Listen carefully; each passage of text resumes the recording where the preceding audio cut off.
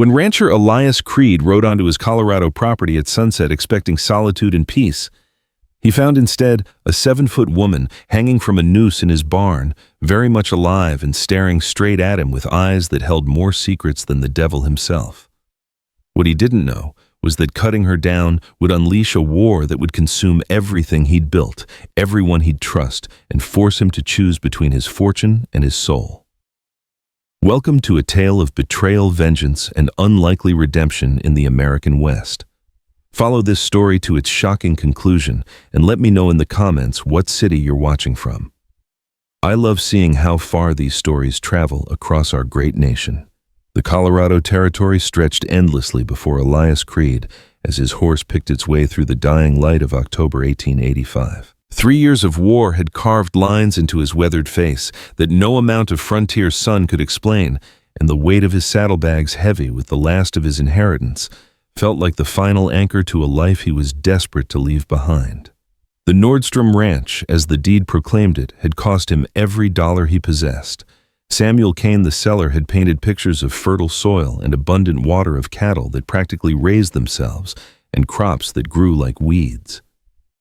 What Elias saw instead was a collection of weathered buildings huddled against the vastness like frightened children, their windows dark as dead eyes. He dismounted at the barn, his boots crunching on frost-brittle grass.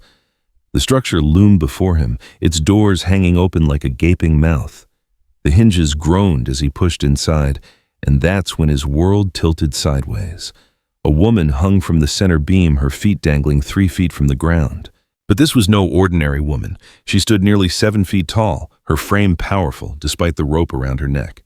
Most shocking of all, she was alive, her green eyes tracking his movement with desperate intelligence.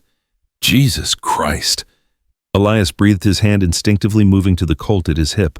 Please, she whispered, her voice barely audible but carrying a strength that stopped him cold. Please don't leave me here.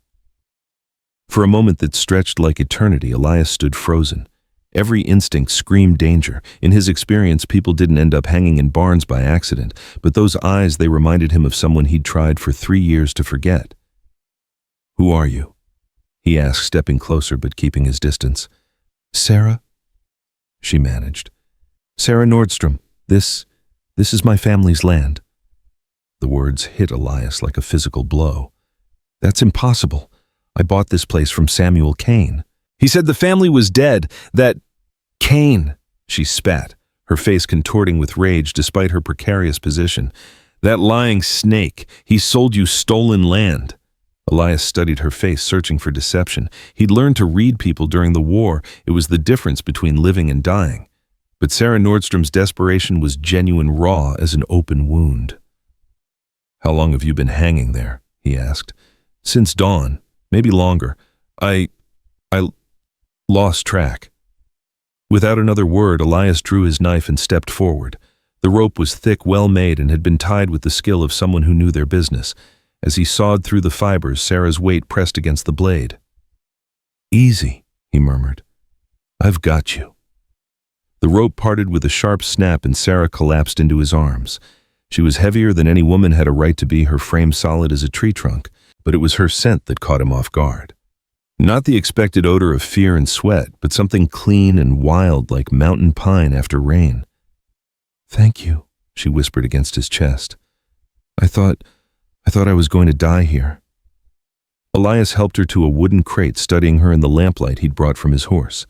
She was indeed massive, but proportioned like a classical statue, her features strong but undeniably feminine.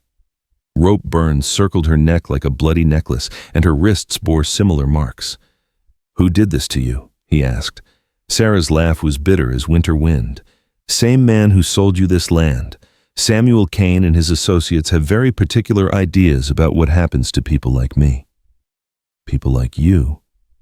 She met his gaze steadily. People who aren't quite human enough for their tastes. The words hung in the air between them, loaded with implications Elias wasn't ready to unpack.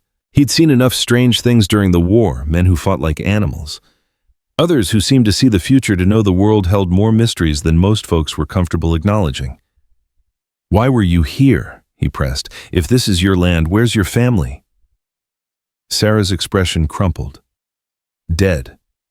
All of them. Papa died of the fever last spring, and Mama took her own life rather than face what was coming. Which was debt, she said simply. Papa owed money to Judge Harlan in town. When he couldn't pay, the judge sent his collection man Raymond Rollins. They said I could work off the family debt, but what they really wanted was to use me as a curiosity, a freak show. Elias felt his jaw tighten. He'd known men like that during the war, officers who treated their soldiers like property politicians, who saw human beings as numbers on a ledger. So you ran. I hid. For months I lived in the caves up in the high country, coming down only when I was sure they were gone. But Kane found me yesterday. Said he had a buyer for the land, someone who wouldn't ask questions about loose ends. Meaning me, Sarah nodded. You were supposed to find my body, not me. Kane figured a hanging suicide would keep you from digging too deep into the property's history. The implication sent ice through Elias's veins. He'd walked into a trap, but not the kind he'd expected. This wasn't about robbing a stranger. It was about covering up a larger crime. How much does your family owe? He asked. $5,000, Sarah said. But that's not the real issue. This land sits right on the route for the new railroad line. Judge Harlan's been buying up properties all along the corridor, but Papa refused to sell. Said the land had been in our family for 30 years and he'd die before he gave it up. So they let him. They helped him, Sarah corrected. Papa was healthy as a horse until Rollins started visiting. Then suddenly he was sick, weak, confused. I think they poisoned him slowly, made it look natural. Elias absorbed this information, his mind working through the implications. He'd spent his life savings on stolen land, which meant his legal claim was worthless. Worse, he was now in possession of what amounted to evidence of murder. There's more, Sarah continued. Kane didn't just sell you the land. He told Judge Harlan that you'd be here tonight alone and carrying cash. The barn door creaked, and both of them froze. Outside, Elias could hear the sound of multiple horses approaching, their hooves drumming against the hard-packed earth like distant thunder. Rollins? Sarah whispered, her face going pale. He's come to collect. Elias moved to the barn door and peered through a gap in the boards. 5 riders approached in the moonlight. Their leader, a massive man in a dark coat who sat his horse like he owned the world. Even from a distance, there was something predatory about the way he moved, a confidence that spoke of violence performed without consequence. That's him, Sarah confirmed, joining Elias at the door. Raymond Rollins, the judge's right hand. The riders stopped just outside the barn, close enough that Elias could hear their conversation. Lights burning inside, huh? One of them said. Looks like our buyer arrived on schedule. Good, Rollins replied, his voice carrying easily in the still air. Kane said this one's got money. We'll take what he's carrying, then burn the place down with him inside. Make it look like an accident. What about the woman? We'll deal with her permanent-like. Judge is tired of loose ends. Elias felt Sarah tense beside him. Her hand found his arm, her grip strong enough to leave bruises. I won't let them take me, she whispered. I'd rather die fighting. For a moment, Elias was back in Tennessee watching Confederate cavalry surround his position. He'd had a choice then too, surrender and face almost certain death or fight against impossible odds. He'd chosen to fight and somehow lived to regret it. But this felt different. Sarah Nordstrom wasn't his responsibility, wasn't his problem. The smart thing would be to slip out the back of the barn, take his horse and ride hard for the territorial capital. Let the law sort out the mess. Except he'd learned during the war that there were some things worse than dying, and abandoning an innocent woman to torture was one of them. Is there another way out? He asked quietly. Sarah nodded toward the back of the barn. Root cellar leads to a tunnel. Papa dug it during the Indian troubles. Comes out by the creek maybe 200 yards north. Can you make it that far? I can make it anywhere if it means getting away from them. Outside, Rollins was giving orders. Murphy, you and Carson circle around back. Jenkins, watch the horses. I'll take the front with Davis. Elias checked his weapons, a Colt .45 and a Winchester rifle. Enough to make a fight of it, but not against 5 men in open ground. Still, if they could reach the tunnel. Show me, he whispered. Sarah led him to the back corner of the barn, where a square section of the floor lifted to reveal a narrow opening. The space below was barely wide enough for one person, carved from the earth with crude tools and reinforced with wooden planks. Papa built this during the Apache raids, Sarah explained. Never thought I'd need it for white men. Ladies first, Elias said, but Sarah shook her head. You go. I'm too big. I'll get stuck and trap us both. But you can get to town, tell people what happened here. I'm not leaving you. Then we're both dead. The barn door exploded inward with a crash that echoed like gunfire. Rollins stepped through his massive frame silhouetted against the moonlight. Behind him came another man, smaller but moving with the fluid grace of a professional killer. Well, well, Rollins said, his voice carrying a mockery of politeness. Looks like we have ourselves a little party. Elias stepped forward, putting himself between the gunman and Sarah. I'm just a traveler looking for shelter. Don't want any trouble. Rollins laughed to sound like rocks grinding together. Trouble's already found you, friend. Question is whether you're smart enough to make this easy on yourself. What do you want? Everything you've got for starters. Kane said you paid cash for this property. Where's the money? I gave it to Kane. Now that's a problem, Rollins said, drawing his gun with casual ease. Because Kane's already paid his debts, which means you're holding the excess. The lie was so obvious, it was insulting, but Elias played along. I spent everything I had on the deed. You can search me if you want. Oh, I intend to. But first let's discuss the elephant in the room. Rollins gestured towards Sarah with his weapon. That's a very expensive piece of property you're standing next to. She's not property, Elias said quietly. According to Judge Harlan's book, she is. $5,000 worth of debt plus interest and collection fees. Makes her quite valuable, especially to certain collectors who appreciate unique specimens. The words hit Elias like physical blows. During the war, he'd heard rumors of men who dealt in human curiosities, who bought and sold people like livestock for the entertainment of the wealthy and depraved. The thought of Sarah in such hands made his stomach turn. She's coming with us, Rollins continued. Question is whether you're going to make this difficult. And if I do, Rollins smiled, an expression devoid of warmth, then Davis here gets to practice his knife work and we burn this place with whatever's left of you inside. Sarah stepped forward, her chin raised defiantly. I'll go with you, she said, but you let him ride away. Sarah, no. It's my choice, she interrupted. My debt, my responsibility. Rollins considered this, his head tilted like a predator evaluating prey. Generous offer, but I'm afraid Mr. Creed here represents a different kind of problem. Can't have witnesses running around spreading stories about Judge Harlan's business practices. Then what do you propose? Elias asked. Simple execution, Rollins replied. Quick, clean, no witnesses. Nothing personal, you understand. Just business. The words hung in the air for a moment, and then everything happened at once. Sarah lunged forward with a roar that seemed to shake the barn's foundations. Her massive hand closed around Davis's gun arm, and Elias heard bones snap like dry kindling. The smaller man screamed, his weapon spinning away into the darkness. Elias drew and fired in the same motion, his bullet taking Rollins in the shoulder and spinning him around. The big man stumbled but didn't fall, his own shot going wide and splintering wood near Elias's head. The tunnel, Elias shouted, grabbing Sarah's hand and pulling her toward the back of the barn. But Rollins was faster than his size suggested. He lunged forward, his good hand closing around Sarah's ankle and sending her crashing to the ground. Elias turned and fired again, but his shot went high as Davis, one-handed but still dangerous, tackled him from behind. They went down in a tangle of limbs rolling across the barn floor as outside voices shouted orders and questions. Davis was smaller than Elias, but wiry and desperate, his good hand clawing for the knife at his belt. Elias got his knee up and drove it into the man's ribs, feeling something give way beneath the impact. Davis gasped and loosened his grip just enough for Elias to break free and scramble for his dropped weapon. Behind him, Sarah was fighting like a cornered bear at her powerful hands, keeping Rollins at bay despite his size advantage. But it was only a matter of time before the other men converged on their position.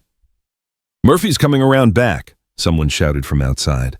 Elias found his gun and spun toward Rollins, but the big man was already moving, using Sarah as a shield while he backed toward the door. "Stand down!" Rollins commanded, his own weapon pressed against Sarah's temple. "Unless you want to see her brains decorating these walls." Elias froze his gun, trained on Rollins but unable to take the shot. The man was too well covered and Sarah too close to the line of fire. "Smart man," Rollins said.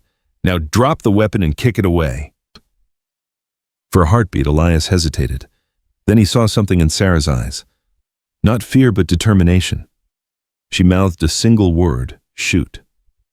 But before Elias could react, the barn exploded in light and sound.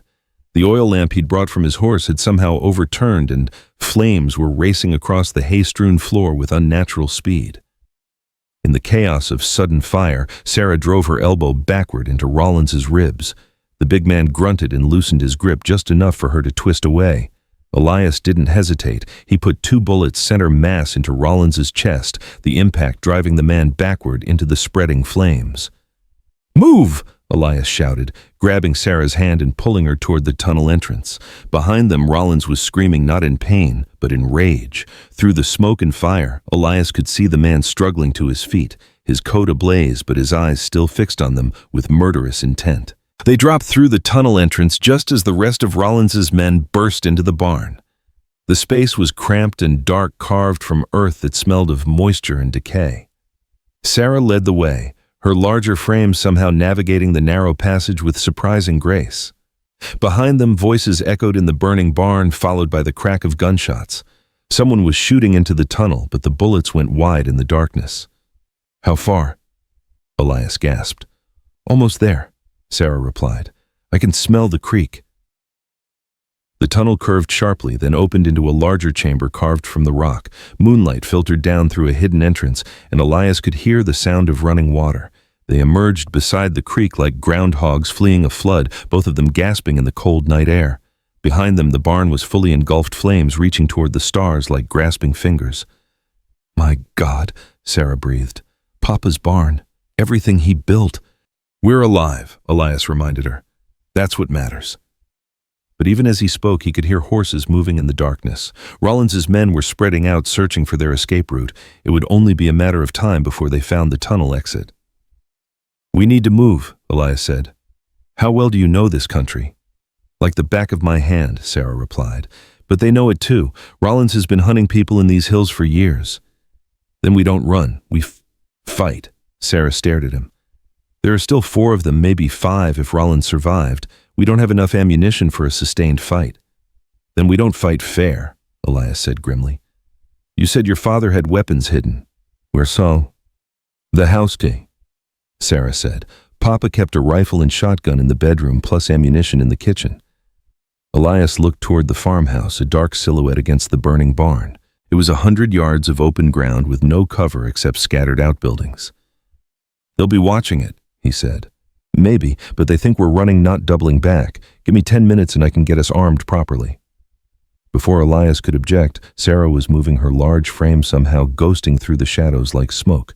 She moved with the confidence of someone who knew every rock and tree, every dip and rise of the landscape. Elias watched her go, then turned his attention to the burning barn. Through the flames, he could see movement men on horseback riding in expanding circles as they searched for tracks. One of them was shouting orders, his voice carrying across the open ground. Not Rollins, then. The big man was either dead or out of action, which evened the odds considerably. But 4 armed men were still more than enough to finish what their leader had started. A gunshot echoed from the direction of the house, followed by a man's scream. Then silence broken only by the crackle of flames and the sound of running water. Elias counted heartbeats, waiting for some sign that Sarah was safe. When it came, it wasn't what he expected, a low whistle barely audible above the night sounds, but unmistakably a signal. He moved toward the house, keeping to the shadows and stopping frequently to listen. The building looked peaceful in the moonlight, its windows dark and welcoming. But appearances, he'd learned, could be deadlier than bullets. Sarah met him at the kitchen door, a rifle in her hands and a grim smile on her face. "One down," she said quietly. "Murphy got careless checking the house. Won't make that mistake again." "Where's the body?" "Root cellar, same place Papa used to store his winter potatoes."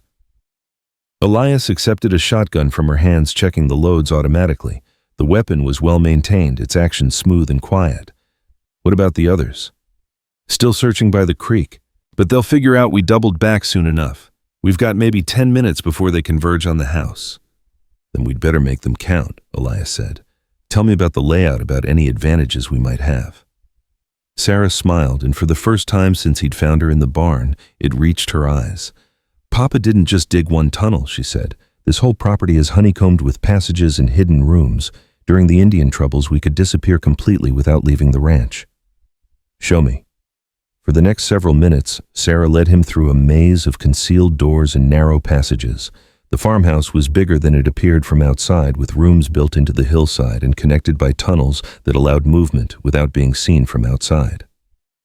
Papa was paranoid, Sarah explained as they moved through a hidden corridor that ran the length of the building. Said you never knew when you might need to vanish for a while. Smart man, Elias said. How many ways in and out? 7 that I know of. Papa might have built others I never found.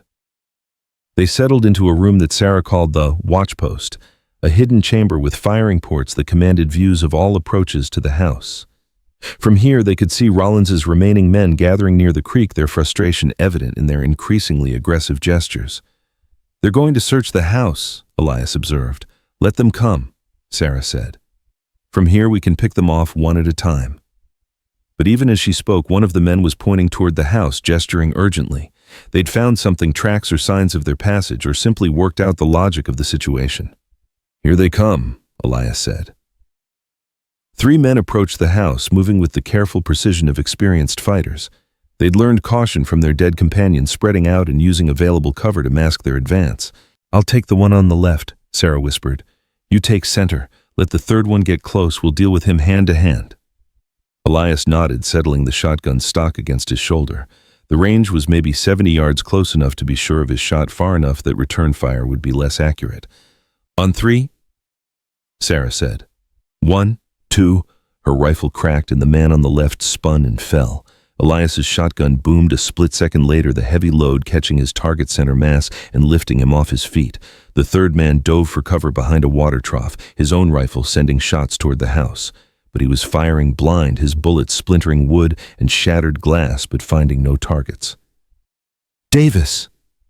Sarah called out, her voice carrying clearly in the night air. I know that's you behind the trough. Come out and we'll make it quick. Go to hell, came the shouted reply. Already been there, Sarah said.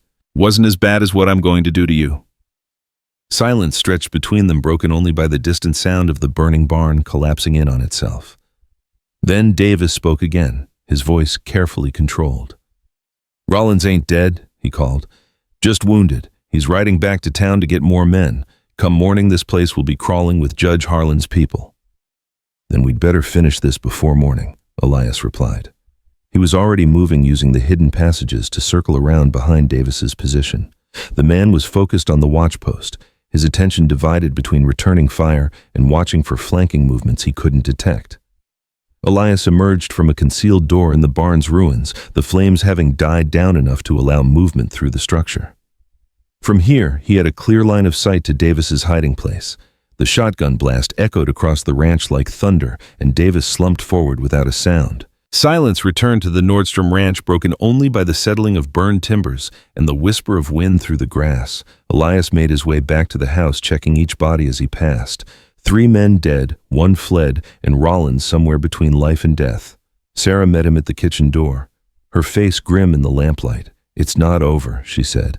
Davis was right. Rollins will be back with more men. Judge Harlan doesn't like losing. Then we'd better not be here when he arrives, Elias said. Where can we go? I've got no money, no family, nowhere to run. And you've lost everything you came here with. Elias considered this. His life savings were gone, invested in stolen land that would soon be crawling with killers. His dream of a peaceful retirement had died along with the men outside. But looking at Sarah, bloodied but unbroken, massive but graceful, dangerous but somehow innocent, he realized something had changed inside him. We don't run, he said finally. We fight. Against Judge Harlan, against the whole territorial government. We're 2 people, Elias. They've got an army. Then we'd better find ourselves an army too, Elias replied. Because I'm done running from bullies, and I'm done watching innocent people suffer for other men's greed. Sarah stared at him for a long moment, something unreadable flickering in her green eyes. You don't owe me anything, she said quietly.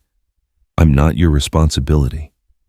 No, Elias agreed. But justice is everyone's responsibility. And what happened here tonight? That wasn't justice. Outside, the first hints of dawn were beginning to lighten the eastern sky. Soon, Rollins would return with reinforcements, and the ranch would become a battleground. But for now, in the quiet of the kitchen, where Sarah's family had shared countless meals, two unlikely allies began to plan their war against tyranny. "Tell me about Judge Harlan," Elias said. "Everything you know, his strengths, his weaknesses, his enemies." Sarah smiled, and this time it was the expression of a predator scenting prey. "Where do I start?" she asked. "The man's got more enemies than a snake has scales. Question is whether any of them have the courage to fight back." "Then we'd better find out," Elias said. "Because come morning we're going to war." As the sun rose over the Colorado Territory, casting long shadows across the blood-soaked earth of the Nordstrom Ranch, two survivors began planning their rebellion against an empire built on greed and violence. The battle for justice was about to begin, and neither side would emerge unchanged. The acrid smell of smoke still clung to their clothes as Elias and Sarah crouched in the hidden watchpost, studying the approaching dust cloud on the horizon.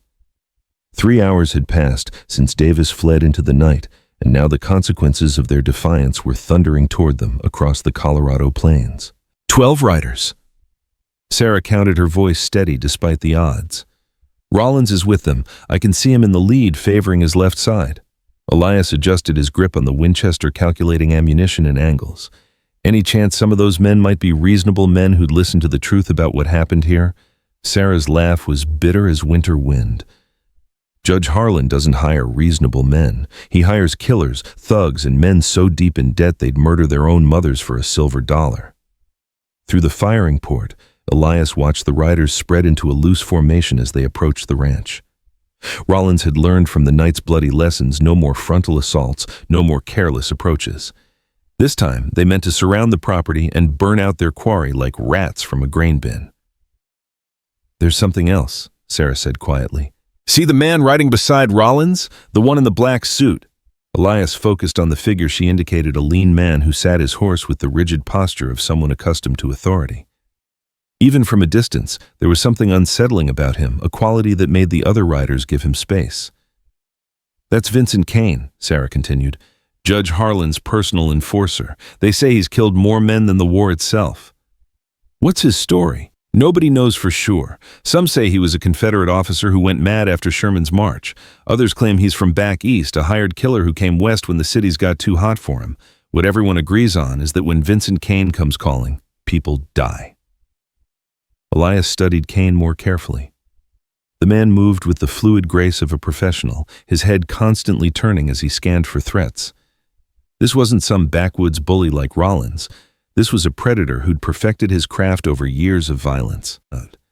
"He's not here for money," Elias realized. "Men like that work for something else."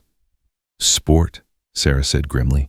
"Kane enjoys his work. The judge gives him free rein to indulge his appetites, and in return, Kane keeps Harlan's enemies quiet permanently." The riders had stopped just beyond rifle range, close enough to make their presence felt, but far enough to avoid the fate of their companions.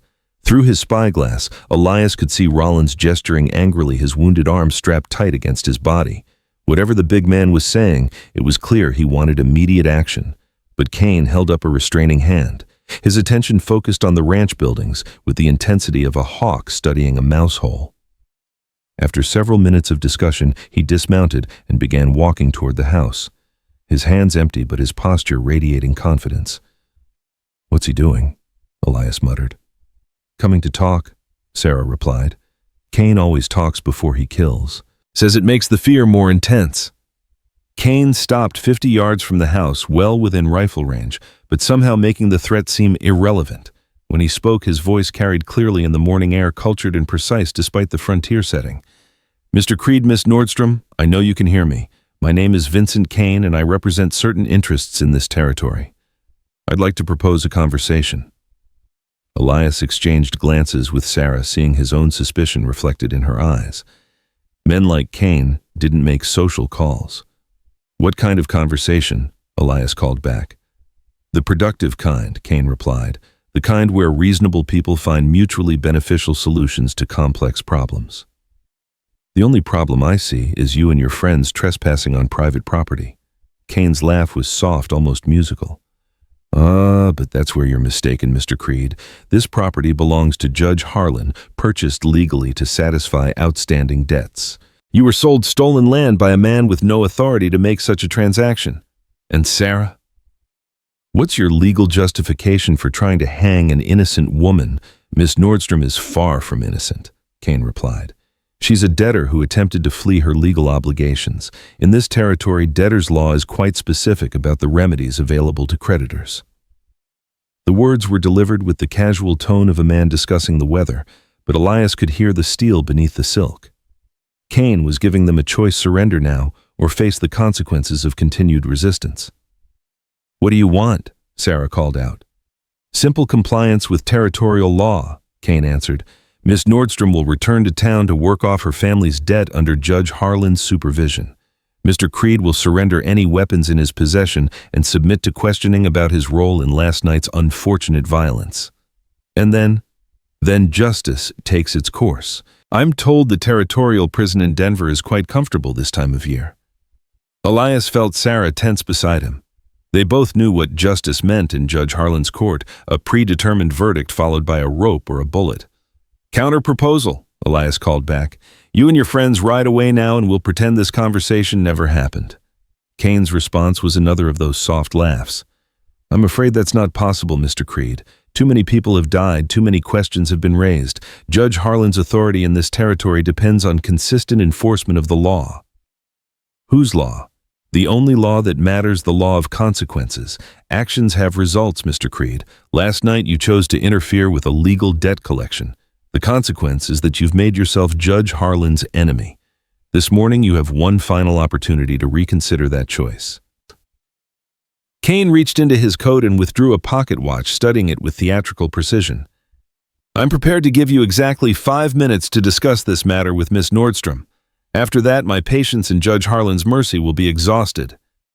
He turned and walked back toward his men, leaving Elias and Sarah alone with their impossible choice. He's right about one thing, Sarah said quietly. Harlan's law is the only law that matters in this territory. The territorial governor is in his pocket, half the sheriff's departments take his money, and the federal marshals are too busy with Indian troubles to worry about local politics.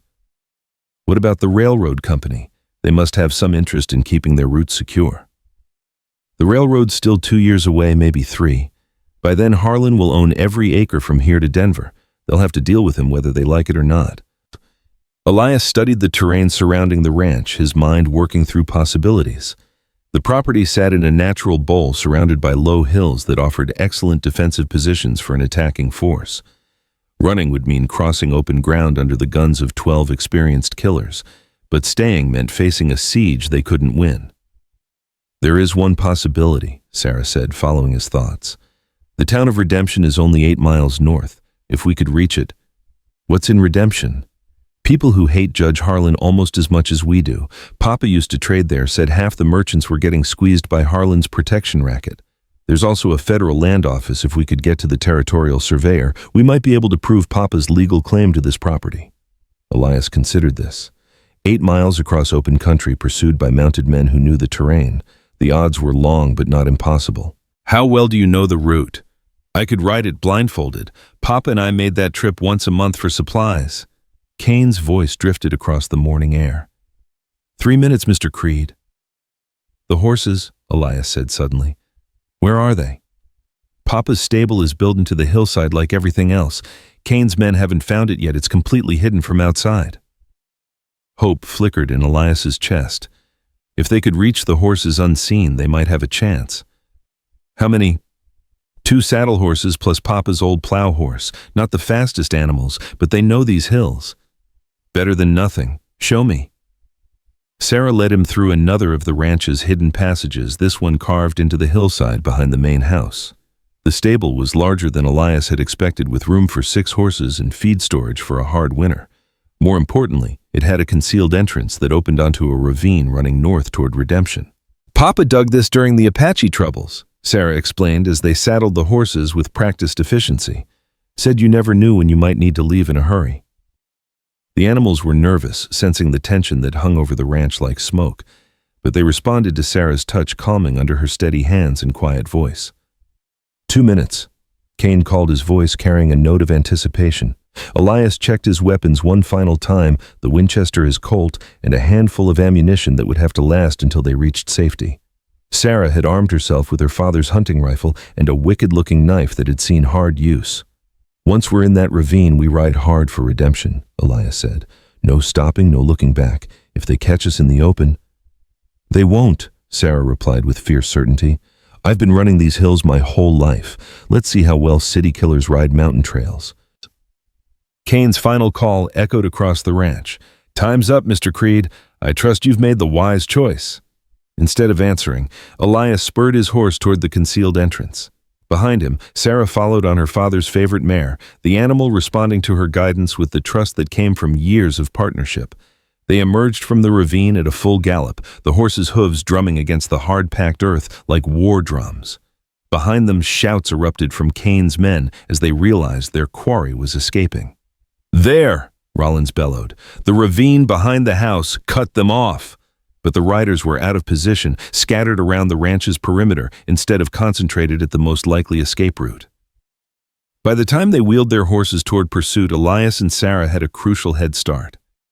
The chase began in earnest as they crested the first hill, the sound of pursuit growing louder with each passing moment. Kane's men were better mounted than Elias had hoped. Their horses were grain-fed and fresh-built for speed rather than the endurance that mountain work demanded.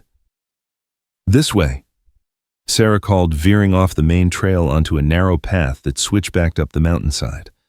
"They'll try to cut us off at Miller's Creek, but this route goes around the long way." The path was treacherous, barely wide enough for a single horse and littered with loose stone that could send an unwary rider tumbling into the canyon below. But Sarah's mare navigated it with the confidence of long familiarity, while Elias's gelding followed with the trust that came from good training.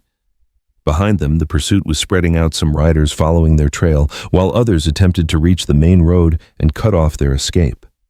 Kane's voice carried on the wind, calm and precise as he coordinated the hunt.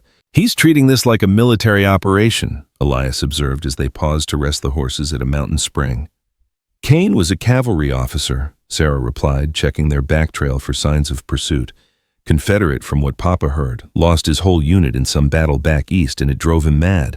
Now he sees every conflict as a chance to refight that war." They rode on the sun climbing higher as the day progressed.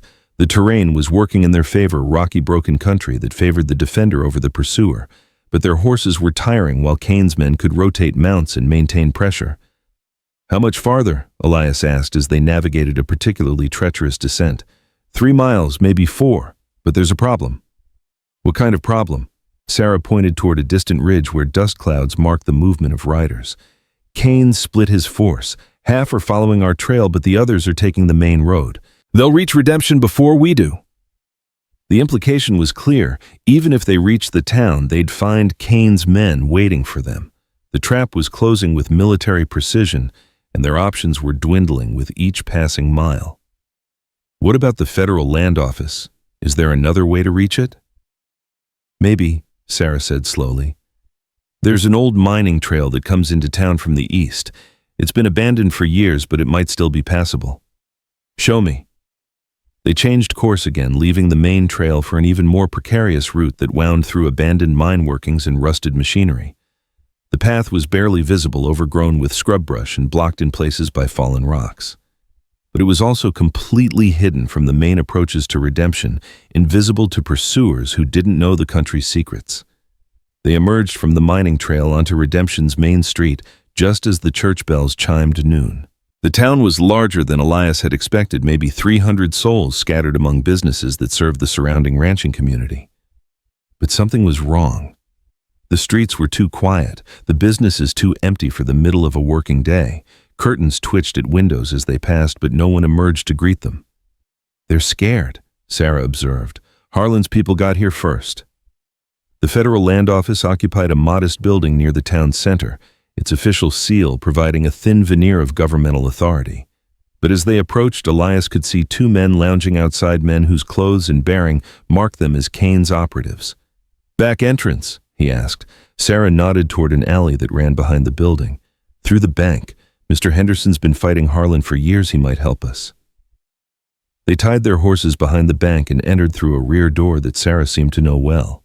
The interior was cramped but prosperous, with the solid feel of an institution that had weathered many storms. Marcus Henderson looked up from his ledgers as they entered his weathered face, breaking into a smile of genuine relief. "Sarah, thank God you're alive. We heard—" He stopped, taking in their appearance and the weapons they carried.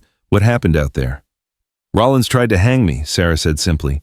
"Elias cut me down and we've been fighting Kane's men ever since." Henderson's face darkened. "Kane's here in redemption. Half his men are watching the land office," Elias confirmed. "We need to get to the territorial surveyor-proof legal ownership of the Nordstrom property. That's James Mitchell, good man honest as the day is long. But if Kane's people are watching—" Henderson moved to his window, peering through the curtains at the street beyond. There might be another way. He led them to a basement storage room, then activated a hidden mechanism that revealed another passage. "Connected to the land office through the old mine workings," he explained. "Built during the Indian troubles, never removed."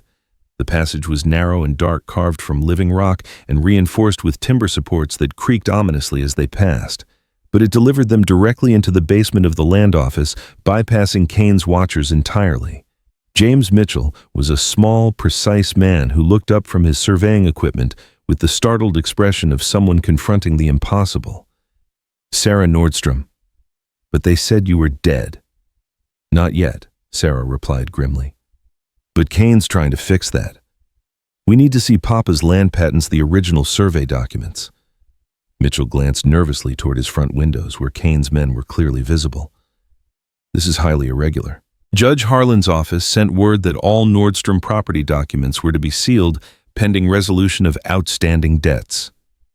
"Judge Harlan doesn't have authority over federal land patents," Elias interrupted. "Those documents are public record protected by territorial law."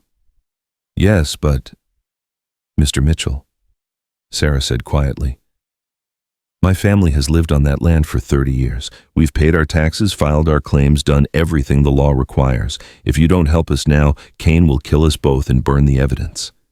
Mitchell studied their faces, seeing the truth written in blood and desperation. After a long moment, he moved to a filing cabinet and withdrew a thick folder. "The original survey was done in 1855, he said, spreading papers across his desk. "Your father filed his homestead claim that same year, completed all requirements within the prescribed time frame. The patent was issued in 1860, signed by President Buchanan himself." Elias studied the documents, his lawyer's training helping him parse the legal language. The claim was ironclad, 160 acres of prime grazing land legally owned by the Nordstrom family with no encumbrances or outstanding liens. "What about this debt to Judge Harlan?" he asked. Mitchell consulted another file. "Personal loan secured by livestock and equipment. No claim against the land itself. Even if the Nordstroms defaulted, Harlan could only seize chattels, not real property." So the sale to Samuel Kane was illegal. Completely fraudulent. Kane had no authority to convey title, and any sale based on his representations would be void. The words hung in the air like a death sentence, not for them, but for Judge Harlan's entire scheme. If this information became public, it would expose decades of illegal land grabbing and destroy the judge's carefully constructed empire. "We need copies," Elias said. "Official copies with your seal and signature." Mitchell was already moving, his hands steady despite the danger. "I'll prepare a complete file, the original survey, the homestead claim, the patent, everything. If something happens to these documents—" He didn't need to finish the thought. Without legal proof of ownership, Sarah's claim would die with her. The front door exploded inward with a crash that shook the building's foundations. Kane stepped through the wreckage, his black suit unmarked by the morning's pursuit, but his eyes burning with cold fury. "Mr. Mitchell," he said pleasantly, "I believe you have something that belongs to Judge Harlan." "These are federal documents," Mitchell replied, his voice steady despite the gun in Kane's hand. "You have no authority." Kane's shot took Mitchell in the chest, the surveyor crumpling over his desk with a look of profound surprise. Blood spread across the carefully organized papers, obliterating months of meticulous work. "Authority comes from the barrel of a gun," Kane observed, stepping over the body as his men flooded into the office. "A lesson some people learn too late." Elias drew his Colt, but 3 rifles were already trained on him. Beside him, Sarah raised her hand slowly, her eyes never leaving Kane's face. "The documents," Kane said, extending his hand. "All of them." "Go to hell," Sarah replied. Kane's smile was winter cold. Miss Nordstrom, I had hoped we could conclude this matter civilly, but if you insist on dramatics— He gestured to his men, and two of them grabbed Sarah's arms while a third pressed his rifle against Elias's head. Kane moved to the filing cabinet, methodically removing folders and feeding them to the office's pot-bellied stove. 30 years of records, he said conversationally as the papers caught fire. Surveys, claims, patents, all of it becoming smoke and ash. Amazing how quickly legal reality can change. People know, Elias said desperately. Marcus Henderson, this bank records. Mr. Henderson met with an unfortunate accident during our arrival, Kane replied. Apparently he resisted arrest and forced our hand. Tragic, really. He seemed like such a nice man. The words hit Elias like physical blows. Henderson, dead. Mitchell dead, and now the evidence literally going up in smoke. Kane was erasing not just Sarah's claim, but the entire legal framework that might challenge Harlan's authority. As for bank records, Kane continued, Judge Harlan has assumed direct administration of Mr. Henderson's assets pending resolution of certain irregularities. I'm sure a thorough audit will reveal extensive fraud and embezzlement. You bastard! Sarah snarled, struggling against her captors. These were good people, honest people. They were obstacles, Kane corrected. Judge Harlan's vision for this territory requires certain simplifications. Dead men tell no tales and burned documents support no claims. The last of the papers crumbled to ash, 30 years of careful record-keeping reduced to nothing. Kane closed the stove's door with a gesture of finality.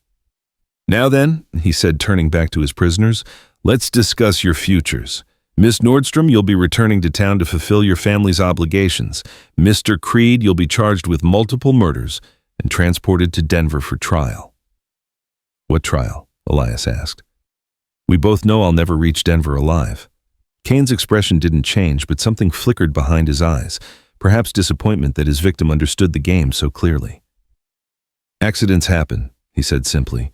Prisoners attempt to escape, guards defend themselves, justice takes its course. The territorial governor will receive a full report of your crimes and the regrettable necessity of lethal force. Outside, more horses were arriving, Rollins and the rest of Kane's men, their pursuit finally bearing fruit. Through the shattered windows, Elias could see townspeople watching from doorways and windows, their faces reflecting the fear that came from witnessing absolute power in action. But there was something else in those faces, anger carefully hidden but unmistakably real. Kane might control the guns, but he hadn't conquered the hearts of the people he terrorized. One question, Sarah said suddenly. Why, what's Judge Harlan really after? The land's valuable, but not enough to justify all this killing. Kane studied her for a moment, perhaps weighing the value of honesty against the satisfaction of revealing his employer's grand design. The railroad, he said finally, when it comes through, this entire valley will become the most valuable real estate between Denver and California. Judge Harlan intends to own every acre, every business, every opportunity for profit. Your father's ranch was simply the keystone in a much larger arch. And the people, what happens to them? They adapt or they die, Kane replied with chilling indifference. Progress demands sacrifice, Miss Nordstrom. The strong survive, the weak perish, and the territory moves forward under enlightened leadership. The words revealed the true scope of Harlan's ambition, not just individual greed, but a systematic plan to reshape the entire region according to his vision. Towns like Redemption would become company towns, their residents little more than serfs in a feudal kingdom disguised as American progress. You're all insane, Elias said. Kane's laugh was soft and genuinely amused. Sanity is relative, Mr. Creed. From Judge Harlan's perspective, we're the only rational actors in this drama. Everyone else is simply too short-sighted to see the inevitable future. Rollins appeared in the doorway, his wounded arms still strapped against his body, but his eyes bright with vindictive satisfaction. Got the horses secured, he reported. Town's locked down tight, nobody getting in or out without our say-so. Excellent, Kane replied. Prepare the prisoners for transport. We leave for the county seat within the hour. What about the townspeople? Rollins asked. Some of them look mighty unhappy about Henderson and Mitchell. Kane considered this, his pale eyes scanning the faces visible through the windows. Make an example, he decided. Choose someone prominent, someone the others respect. Charge them with conspiracy and resistance. A public hanging will remind everyone where their loyalties should lie. The casual way he ordered murder made Elias's stomach turn. Cain wasn't just enforcing Judge Harlan's will, he was enjoying it, savoring the fear and helplessness of people who couldn't fight back. But as the men prepared to move their prisoners, Elias caught something Cain had missed, a subtle signal passing between watchers at different windows. A careful coordination that spoke of planning rather than panic. The people of Redemption weren't as helpless as they appeared. They were organizing, preparing to strike back against the tyranny that had claimed too many of their friends and neighbors. The question was whether they would act in time to save two strangers who had brought both truth and terrible danger to their quiet town. As Cain's men bound their hands and prepared them for the journey to what would certainly be their deaths, Elias found himself hoping that courage could triumph over fear, that ordinary people could find the strength to resist extraordinary evil. The alternative for them and for everyone in the territory was too terrible to.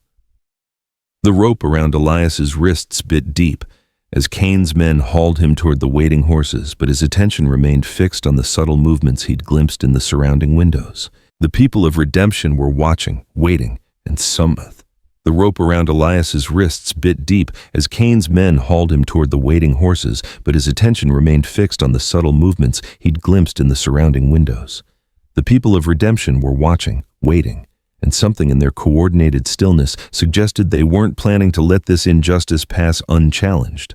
Cain supervised the loading of his prisoners with the methodical precision of a man accustomed to such work. "Secure them properly," he instructed Rollins. "I want no repeat of last night's escapade." "They ain't going nowhere," Rollins replied, jerking the ropes tight enough to make Sarah wince, not with half the territory watching. But that was exactly what worried Elias. Half the territory was indeed watching, and not all of them wore Judge Harlan's brand. Through the corner of his eye, he saw Pastor Collins emerge from the church across the street, his black coat marking him clearly against the white-painted walls. The minister's presence seemed to signal something, because other figures began appearing in doorways: shopkeepers, farmers, mothers with children clinging to their skirts. "Quite an audience," Cain observed, following Elias's gaze. "Perhaps a demonstration is in order." He walked to the center of the street, his voice carrying easily in the mountain air. "Citizens of Redemption, you have witnessed the apprehension of two dangerous criminals. Sarah Nordstrom stands accused of theft and fraud, while Elias Creed faces charges of murder and conspiracy. They will be transported to the county seat for proper trial." "What about Marcus Henderson?" Pastor Collins called out, his voice steady despite the rifles trained in his direction. "What charges justified his execution?" Cain's smile was winter cold. "Mr. Henderson resisted lawful arrest and threatened the lives of territorial officers. His death was regrettable but necessary." "He was unarmed," a woman's voice added from the crowd. "I saw the whole thing from my window. You shot him down like a dog." More voices joined the protest, anger overcoming fear as the townspeople found their collective courage. Cain listened to the growing murmur with the expression of a man watching insects buzz around a lamp flame. "I understand your distress," he said finally. "Change is always difficult, especially for those who benefit from the old ways, but Judge Harlan's authority in this territory is absolute, granted by territorial charter and federal mandate. Those who resist that authority do so at their own peril." He gestured toward a man standing near the general store, a prosperous-looking individual whose clean clothes and soft hands marked him as someone of local importance. "Mr. Donovan, isn't it I believe you serve on the town council?" Michael Donovan stepped forward reluctantly, his face pale but determined. "I do, and in that capacity I demand to see your warrant for these arrests." Cain's laugh was soft and genuinely amused. "Mr. Donovan, I am the warrant. Judge Harlan's authority extends throughout this territory, and I act with his full power and blessing." "That's not how the law works," Donovan replied. "Even territorial judges must follow proper procedures, must respect constitutional protections." Cain's shot took Donovan in the chest, the crack of the pistol echoing off the surrounding buildings like thunder. The councilman staggered backward, clutching the spreading stain on his shirt, then collapsed in the street. "Constitutional protections," Cain said conversationally, "are meaningless without the power to enforce them. Judge Harlan has that power. You do not." The crowd recoiled in horror. But Elias noticed something else, a subtle shifting of positions, men moving closer to weapons they'd left leaning against buildings, women herding children toward safer positions. The execution had horrified them, but it had also crystallized their resolve. Pastor Collins knelt beside Donovan's body, checking for signs of life with the practiced efficiency of a man who'd tended too many dying soldiers. After a moment, he looked up at Kane with eyes that burned like coals. "Murder," he said simply. "Plain and simple murder." "Justice," Kane corrected. "Swift and certain as the frontier demands. Now I suggest you all return to your homes and businesses. This matter is concluded." But the crowd didn't disperse. If anything, more people were gathering ranch hands from the surrounding spreads miners, from the played-out claims in the hills, families who'd called redemption home for decades. The air thrummed with tension like the moment before a thunderstorm breaks. Rollins sensed the changing mood and moved closer to Kane. "We should get moving," he muttered. "This crowd's getting ugly." Kane nodded, but his attention was fixed on something beyond the immediate gathering. Following his gaze, Elias saw what had caught the man's interest: riders approaching from the east, moving fast and raising a dust cloud that spoke of urgent purpose. "Jenkins," Kane called to one of his men, "take a look at those riders. Report back immediately." The designated scout spurred his horse toward the approaching group, but he'd covered barely 100 yards when rifle fire erupted from the buildings surrounding the main street. Jenkins tumbled from his saddle, his horse screaming and rearing as bullets whined through the air. "Ambush!" Rollins shouted, diving for cover behind a water trough. "They've got us surrounded!" But this wasn't the random violence of a lynch mob. The fire was disciplined, coordinated, targeting Kane's men while carefully avoiding the prisoners and civilians. Someone with military experience was directing this assault, and they knew their business.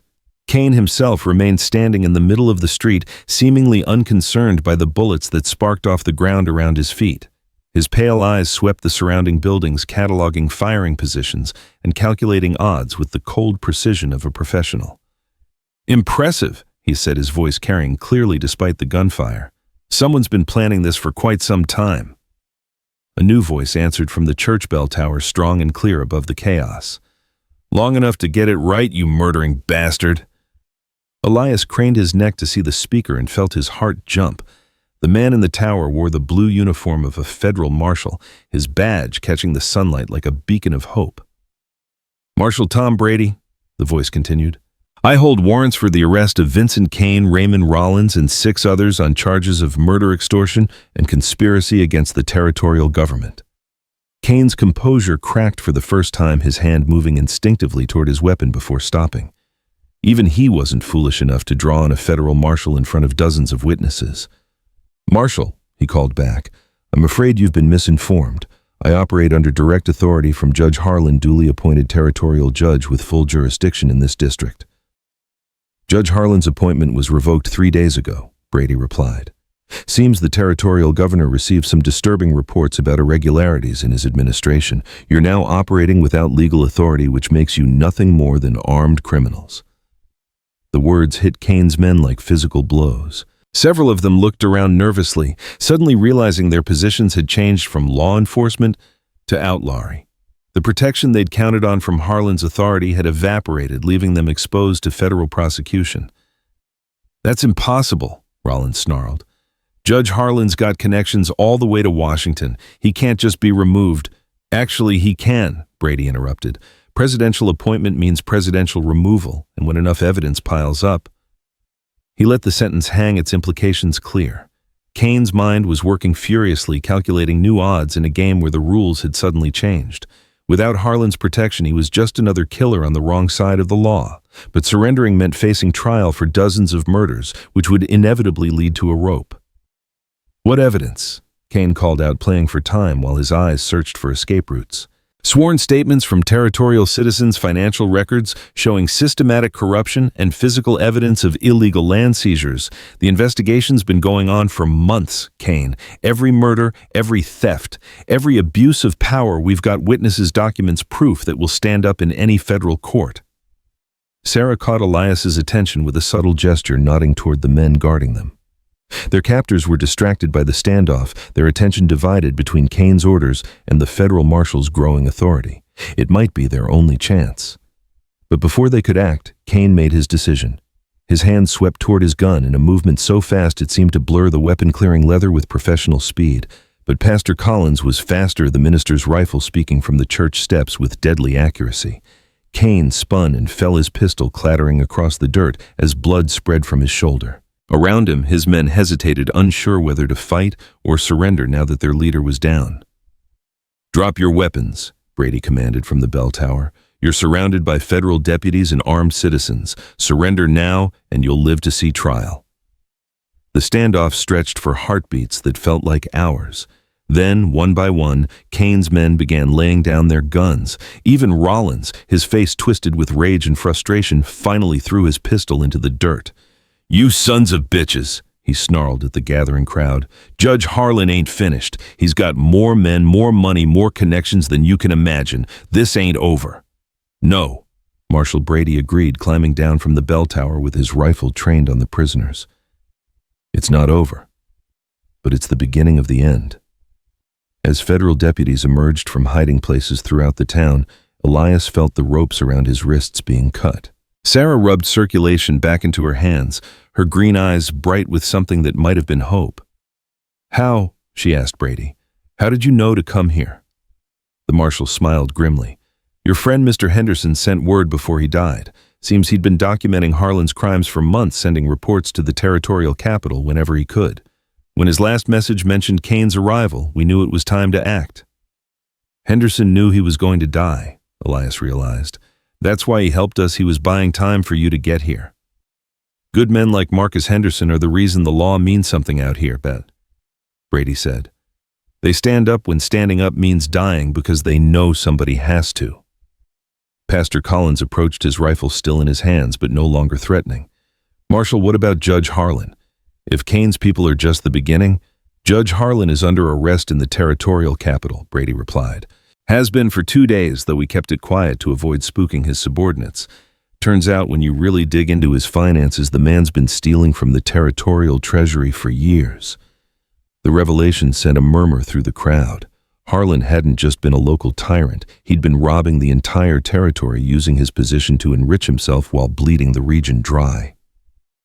"What happens now?" Sarah asked. "Now we clean house," Brady said firmly. "Every corrupt official, every bought sheriff, every judge who sold his honor for Harlan's gold, they all go down. This territory is going to be run by law, again, real law, that protects innocent people instead of persecuting them." Cain struggled to sit up despite his wound, his pale eyes fixed on Brady with undimmed malice. "You think you've won something here? Harlan's just one man. There are others like him, others with the vision to see what this territory could become. You can't stop progress forever." "Progress!"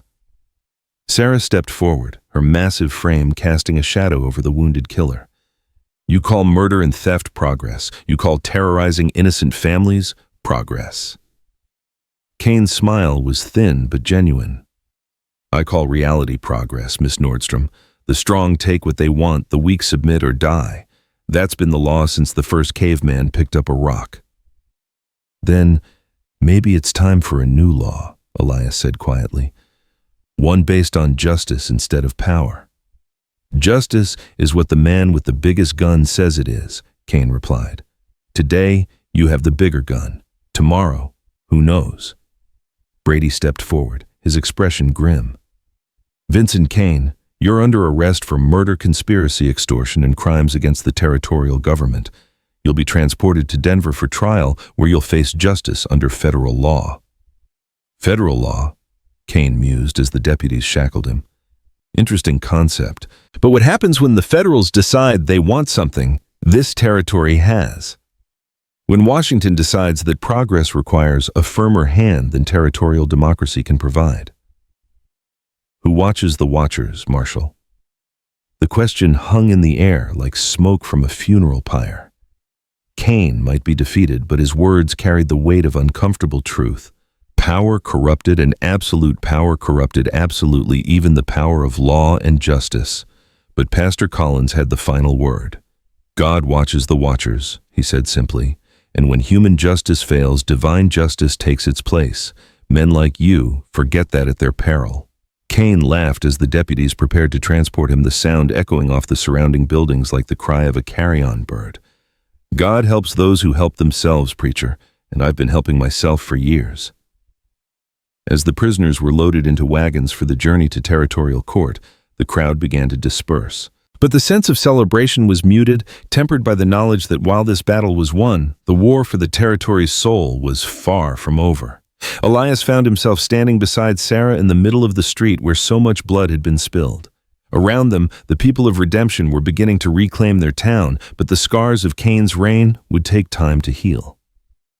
"What now?" Sarah asked, echoing the question that hung in everyone's mind.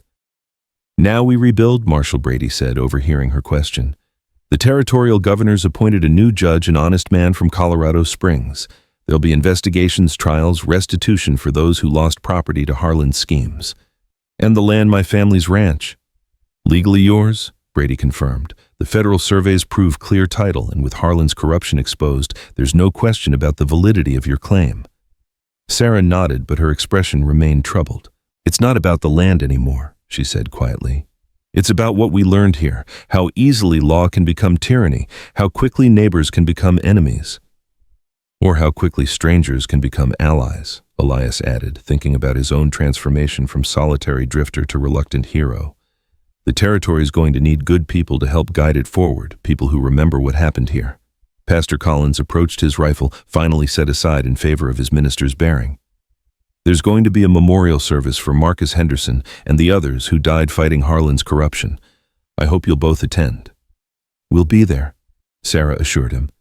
"They died for something bigger than themselves that deserves to be remembered." As the sun began to set over redemption, painting the mountains in shades of gold and crimson, the three survivors of the day's violence stood together in the gathering dusk. Around them, the town was slowly coming back to life, children emerging from hiding businesses reopening their doors, families reuniting in the knowledge that the immediate danger had passed. But in the distance, storm clouds were gathering over the mountains, and the wind carried hints of the challenges yet to come. The territory was free of Harlan's corruption, but freedom was just the beginning. The real work, building a just society that could resist future tyrants, lay ahead. "There's something else," Marshal Brady said, his voice carrying a note of concern. "Cain wasn't lying about Harlan having allies. The investigations turned up connections to powerful interests back east, railroad companies, mining consortiums, political machines that see the Western territories as their private preserve." Meaning this might not be over," Brady admitted. "Harlan was just one tentacle of a much larger octopus. Cut off one and two more might take its place." Sarah's jaw tightened with determination. "Then we'll be ready for them. The people here have learned what it costs to remain silent in the face of evil. They won't make that mistake again." "What about you?" Brady asked Elias. "You came here looking for peace and quiet. Instead, you found war. Are you planning to stay?" Elias considered the question, thinking about the life he'd planned and the one that fate had handed him instead. He'd lost his savings, his dreams of comfortable retirement, his illusions about finding simple answers to complex problems. But he'd also found something he hadn't expected, a sense of purpose that went beyond personal comfort, a cause worth fighting for, even when the odds seemed impossible. "I'm staying," he said finally. "This territory is going to need lawyers who understand that justice is more than just legal procedure. Someone has to help write the laws that will prevent another Harlan from seizing power." Sarah smiled, the expression transforming her scarred features. "Then we'd better get started. There's a lot of work ahead." As darkness settled over redemption, the three allies began planning for a future that would honor the sacrifices of the day while preparing for the battles yet to come. The immediate crisis had passed, but the larger struggle for the territory's soul was just beginning. In the distance, wolves howled in the mountain passes, their voices carrying on the wind like harbingers of challenges yet unseen. But in the town below, lights began appearing in windows, symbols of hope and determination that would burn through whatever darkness lay ahead. The war for justice was far from over. But tonight, at least, the forces of law and righteousness had claimed a crucial victory. Tomorrow would bring new challenges, new enemies, new tests of courage and conviction. But tonight was theirs, and they would make it count. The wolves' howls had long since faded into the mountain silence when Martha Henderson emerged from the shadows beside the church, her face streaked with tears but her jaw set with grim determination. She'd watched her husband die from behind a flour barrel in their store, helpless to intervene as Kane's bullet tore through Marcus's chest. Now, as the last of the federal wagons disappeared into the darkness, carrying their prisoners toward justice, she approached the three allies with something clutched tight in her weathered hands. "There's more," she said simply, her voice steady despite the grief that weighted every word. "Marcus didn't tell you everything because he was afraid Kane would search the bank. But before he died, he made sure the most important evidence stayed hidden." Sarah turned toward the banker's widow, seeing in Martha's eyes the same steel that had kept her own family fighting through 30 years of frontier hardship. "What kind of evidence?" Martha glanced around the nearly empty street, ensuring their conversation wouldn't be overheard by any lingering ears. The few remaining townspeople were occupied with cleaning up the aftermath of the day's violence, but caution had become second nature in a place where walls had ears and betrayal carried the price of a bullet. "Financial records," Martha whispered. "Not just local transactions, but communications with banks in Denver, Chicago, even New York." Marcus discovered that Harlan's operation was bigger than anyone imagined. He was laundering money for criminal enterprises across the country, using our territory as a way station for stolen goods and dirty cash. Elias felt his legal mind engaging despite his exhaustion. If Martha was telling the truth, they'd stumbled onto something far more significant than a local land grab. "Do you have proof? Follow me," Martha said, leading them toward the bank's rear entrance. Marcus built a hiding place that even Kane's men couldn't find. Said if anything happened to him, I should make sure the right people saw what he'd discovered. The bank's interior felt haunted in the lamplight shadows playing across walls that had witnessed Marcus Henderson's final act of defiance. Martha moved with practiced efficiency, activating a hidden mechanism behind the main safe that revealed a narrow compartment carved into the building's stone foundation. "He spent 3 years documenting everything," she explained, withdrawing a leather portfolio thick with papers. "Every transaction, every suspicious deposit, every connection between Harlan and criminal organizations back east." Marcus knew he was signing his own death warrant, but he said somebody had to keep records. Pastor Collins examined the documents by lamplight, his expression growing increasingly grave as he read. "Sweet Jesus," he murmured, "this territory's been nothing but a front for organized crime. Cattle-rustling bank robbery, even murder for hire, all of it coordinated through Harlan's network. There's more." Martha continued, producing a second bundle wrapped in oilcloth. Letters from railroad executives, mining company officials, territorial politicians, all discussing plans to seize control of this entire region once the railroad arrives. They're calling it economic development, but what they really mean is wholesale displacement of anyone who won't submit to their authority. Sarah studied a map that accompanied the letters, her finger tracing routes that crisscrossed the Colorado territory like a spider's web. They're planning to control everything, she realized. Not just individual properties, but entire communities. Towns like Redemption would be absorbed into company holdings, their residents reduced to indentured workers. "It's bigger than Judge Harlan," Elias said grimly. "He was just the local administrator for a conspiracy that reaches all the way to Washington. Corporate interests using political corruption to steal an entire territory." Marshal Brady had returned from securing his prisoners, and he listened to Martha's revelations with the grim expression of a man watching his worst fears confirmed. "I've been investigating territorial corruption for months," he admitted. "But I thought Harlan was the head of the snake. If these documents are authentic—" "They are," Martha assured him. Marcus was meticulous about verification. Every letter has been authenticated, every financial record cross-referenced with territorial bank deposits. He even has sworn statements from witnesses who can testify about specific crimes. Brady examined the portfolio's contents, his trained eye cataloging evidence that would stand up in federal court. "This changes everything," he said finally. "We're not just dealing with local corruption. This is a federal conspiracy involving interstate commerce and territorial governance. The Justice Department will have to get involved." "Which means what exactly?" Sarah asked. "It means a much longer investigation, federal prosecutors instead of local judges, and trials that could take years to resolve," Brady replied.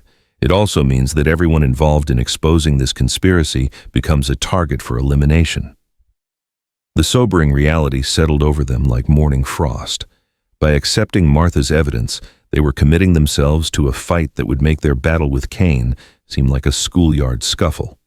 Corporate interests with unlimited resources and political connections wouldn't hesitate to eliminate threats to their territorial ambitions. "There's something else you need to know," Martha said quietly. "Marcus received a telegram 3 days ago just before Cain arrived. It was from someone calling himself the Syndicate, offering him a substantial payment to forget what he'd discovered and leave the territory permanently." "How much?" Elias asked. $50,000, Martha replied. More money than Marcus would see in 10 lifetimes of honest banking. They were serious about buying his silence. Pastor Collins whistled softly. "That much money means they're planning something worth millions. What could be so valuable in this territory that they'd pay $50,000 just to keep one banker quiet?" The answer came from an unexpected source. Dr. Samuel Wright emerged from the shadows near the bank's entrance, his medical bag in one hand and a worried expression creasing his weathered features. He'd been tending to the wounded from the day's violence, but something else had drawn him to their gathering. "Forgive the intrusion," he said, "but I couldn't help overhearing your conversation. If you're trying to understand what makes this territory so valuable, I might have some answers." Sarah gestured for him to join their circle. Dr. Wright had delivered her 27 years ago, had tended every injury and illness the Nordstrom family had suffered since. If anyone understood the territory's secrets, it would be the man who'd traveled every mile of it in service to its people. "It's not just about the railroad," Wright explained, settling onto a wooden crate with the careful movements of a man whose joints had felt too many Colorado winters. "Though that's certainly part of it. The real value lies underground mineral deposits that most folks don't even know exist." "Gold, Brady asked. "Much more valuable than gold," Wright replied. "Coal, silver, copper, and something the Eastern industrialists are just beginning to understand, the value of oil. I've seen seepage in 6 locations across the territory, signs that there are substantial petroleum deposits waiting to be tapped." The revelation recontextualized everything they'd learned. The conspiracy wasn't just about controlling agricultural land or establishing railroad monopolies. It was about seizing control of natural resources that could generate wealth beyond imagination. "How do you know about this?" Elias asked. Wright smiled grimly. "Because I've been documenting it for the Territorial Geological Survey. Spent the last 5 years collecting samples, mapping formations, cataloging deposits. The official report isn't due for another year, but I've seen enough to know that this territory is sitting on a fortune. And someone leaked that information to Eastern interests," Brady concluded. "More than leaked," Wright corrected. "I received an offer last month to sell my survey data for $20,000, no questions asked. When I refused, I started getting visits from men who suggested it would be healthier for me to reconsider." Martha Henderson's evidence suddenly took on even greater significance. If the conspiracy involved not just land fraud, but resource theft on a territorial scale, the federal government would have to respond with unprecedented force. "We need to get this information to Washington immediately," Brady said. "But first we need to ensure the safety of everyone who knows about it. The syndicate won't hesitate to eliminate witnesses, and they have resources we can't match." "What kind of resources?" Sarah asked. "Professional killers like Cain, but better trained and better equipped," Brady replied. "Corporate security forces that operate outside normal law enforcement, politicians who can make federal investigations disappear, judges who rule according to the highest bidder." The scope of their opposition was becoming clear, and it was vast enough to crush individual resistance without breaking stride. But Pastor Collins had lived through the Civil War, had seen ordinary people accomplish extraordinary things when they stood together against seemingly impossible odds. "They have resources," he agreed. "But we have something they don't, the truth and people willing to die for it. That's proven to be a powerful combination throughout history." "Truth doesn't stop bullets," Martha said bitterly. "No," Collins replied. "But it inspires people to fire back. What happened here today wasn't just about defeating Cain, it was about proving that ordinary citizens can resist tyranny when they work together. Word of that victory will spread, and other communities will start asking themselves why they should submit to corrupt authority." Dr. Wright nodded slowly. "There are good people throughout this territory, people who've been waiting for someone to take the first stand. Marcus Henderson took that stand, and others will follow his example. The question is whether we can organize resistance faster than the syndicate can crush it," Brady said. They'll move quickly now that Harlan's network has been exposed. Within weeks, this territory could be flooded with corporate enforcers and bought officials. Elias studied the map. Sarah had been examining his mind, working through the strategic implications of what they'd learned. We need allies with resources and authority to match theirs. Federal officials who can't be bought, territorial politicians with integrity, business interests that oppose corporate monopolization. The railroad companies themselves might be allies, Wright suggested. They need stable, profitable territories along their routes, not war zones controlled by criminal syndicates. A territory where honest businesses can operate and citizens can prosper serves their interests better than one ruled by fear and corruption. That's assuming the railroad companies aren't part of the conspiracy, Sarah pointed out. Some are, some aren't, Brady confirmed. The investigations revealed that several major railroads are fighting their own battles against syndicate infiltration. They might be willing to support federal action that protects their legitimate interests. Martha Henderson had been listening to the discussion with growing resolve, her grief over Marcus's death transforming into determination to continue his work. "There's a telegraph office in Colorado Springs that Marcus trusted," she said. "The operator there helped him send reports to federal authorities without local interference. If we could get these documents to him—" "Too dangerous," Brady interrupted. "Colorado Springs is probably under syndicate surveillance by now. They'll be watching every telegraph office, every mail route, every way information could leave this territory." "Then we go around them," Elias said. "Dr. Wright, how well do you know the backcountry routes to Denver?" "Like the back of my hand," Wright replied. "I've been riding those trails for 20 years, reaching patients in every remote settlement and mining camp. There are ways through the mountains that most folks don't even know exist." "Could you guide a small group to Denver without using main roads or established trails?" Wright considered the question, his weathered features creased in concentration. "It would take a week, maybe more, depending on weather. Hard travel through rough country, but definitely possible." "Why?" "Because we need to get this evidence to federal authorities in person," Elias explained. "Someone they can't buy, intimidate, or eliminate, and we need to do it before the syndicate realizes what we know." Sarah was studying the territorial map with new eyes, seeing not just property lines but strategic positions in a war that was just beginning. "If we're going to fight them, we need more than evidence," she said.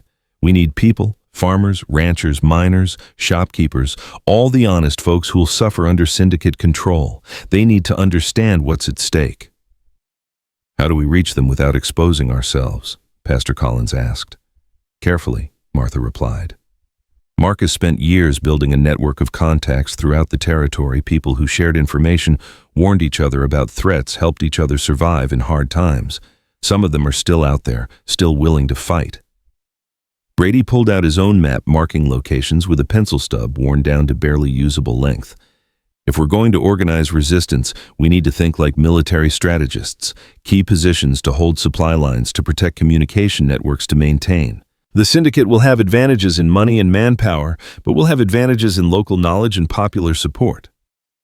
Assuming we can convince people to risk their lives for an abstract principle," Wright observed. "It's not abstract when armed men are stealing your land and murdering your neighbors," Sarah replied firmly. "People understand that well enough." The conversation was interrupted by rapid footsteps outside the bank. Young Timothy Mason, the blacksmith's apprentice, burst through the rear entrance with the wild-eyed expression of someone bearing urgent news. "Marshal Brady," he gasped.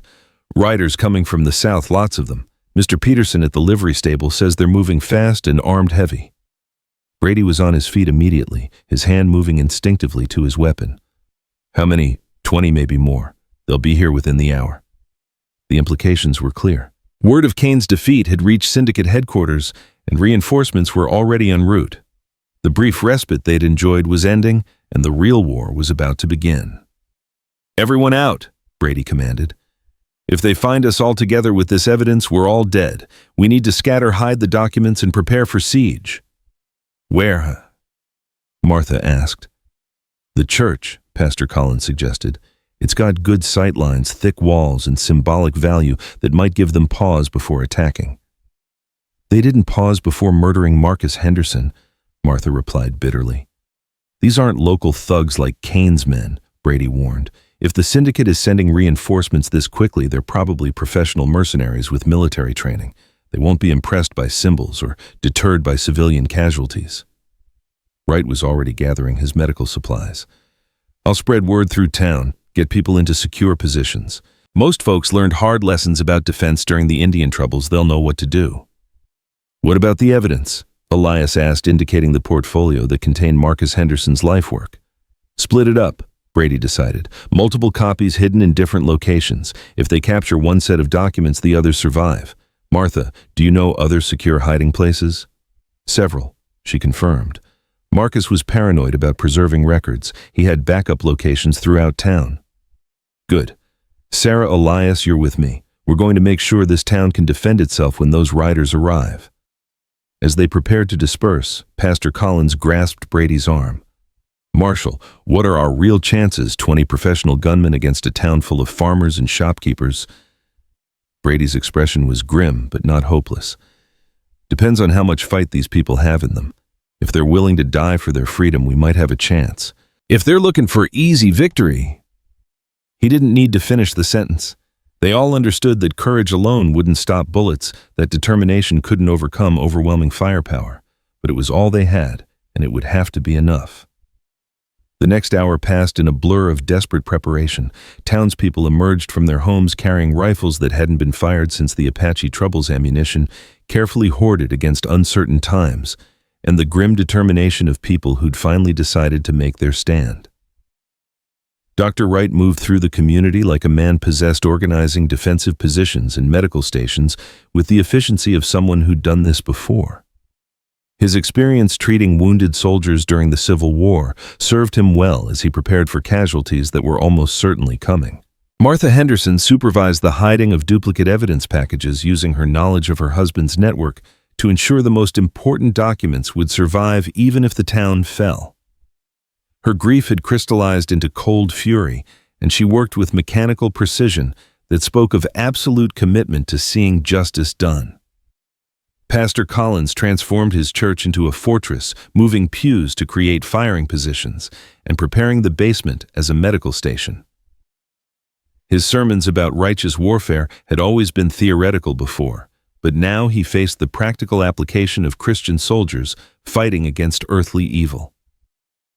Sarah and Elias worked together to prepare the buildings along Main Street for defense, their partnership forged in blood and tested by fire, proving valuable as they anticipated the coming assault. Her knowledge of the town's layout combined with his strategic thinking to create overlapping fields of fire that would make every yard of advance costly for their attackers.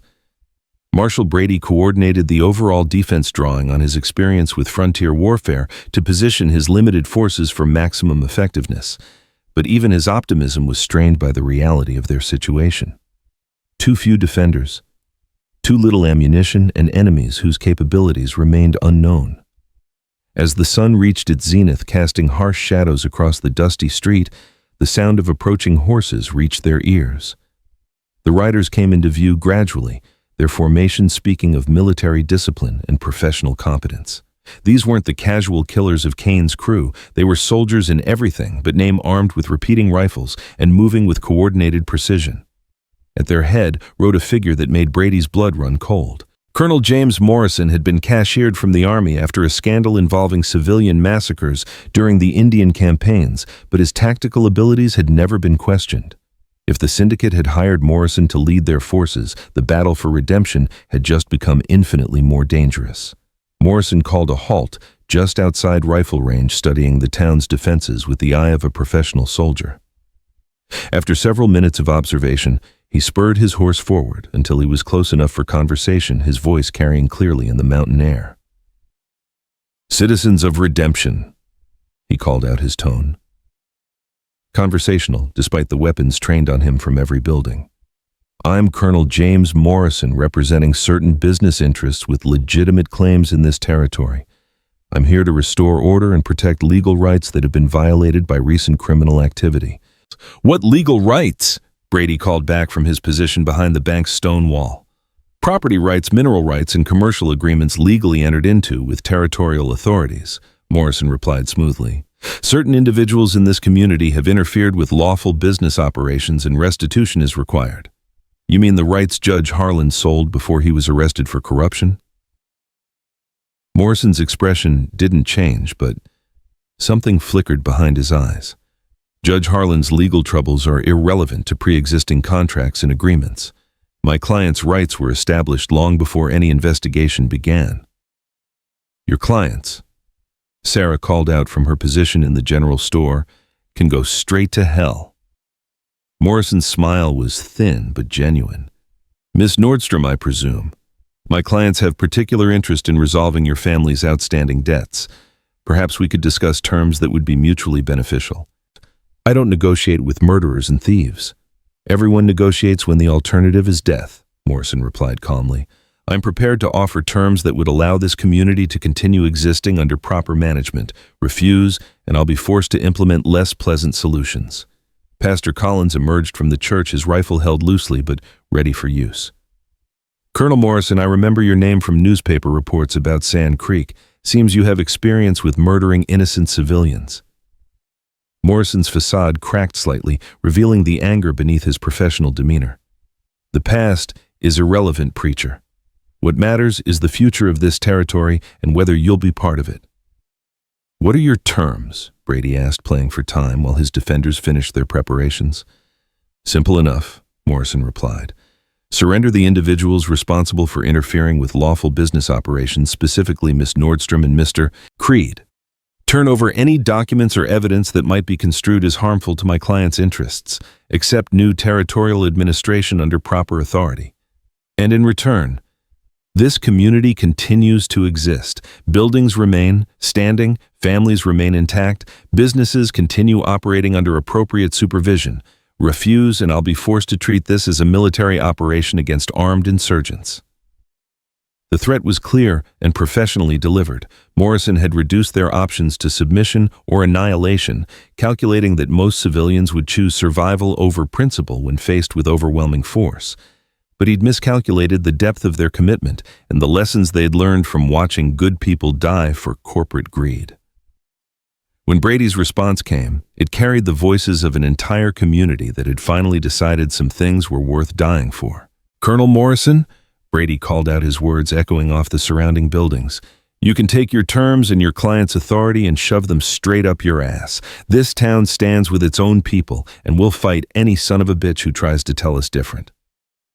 Morrison nodded as if he'd expected nothing else. So be it, Marshal. You've chosen war over peace, death over life. I'll make sure history records that the responsibility for what happens next rests entirely with your decisions. He wheeled his horse and galloped back toward his men, already shouting orders that would bring violence to the quiet streets of redemption.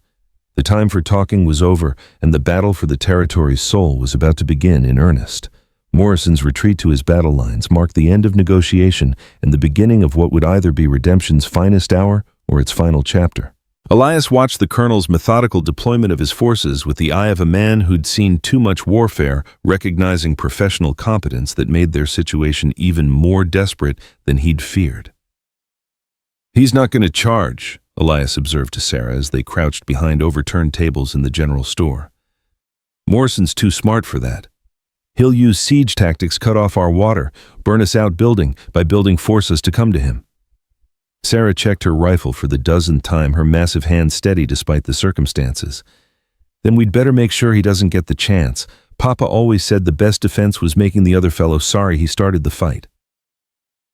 Outside, Morrison's men were spreading into a loose semicircle that would allow them to pour concentrated fire into the town while staying beyond effective range of the defenders' weapons.